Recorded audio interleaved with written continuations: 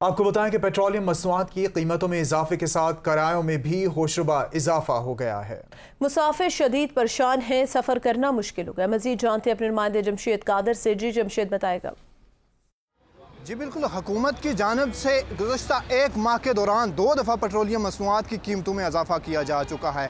57 रुपये इजाफे के साथ पेट्रोल की कीमत 272 रुपये फ़ी लीटर हो गई है, जिसकी वजह से ट्रांसपोर्टर्स हजरात ने किरायों में भी इजाफा कर दिया है। जो लॉन्ग रूट के किराए हैं उनमें 500 से लेकर 700 रुपये तक का बड़ा इजाफा हो चुका है। इसके अलावा जो लोकल रूट के किराए हैं उनमें भी 30 से 40% तक इजाफा देखा गया है। इस हवाले से आवाम को शदीद सफरी मुश्किलात पेश हैं और ट्रांसपोर्टर हजरात भी काम ना होने का शिकवा कर रहे हैं। शहरियों और ट्रांसपोर्टर हजरात का हुकूमत वक्त से मुतालबा है कि इस इजाफे को फिलफौर वापस लिया जाए और पुरानी कीमतों को बहाल किया जाए ताकि आम आदमी की मुश्किलात में कमी आ सके।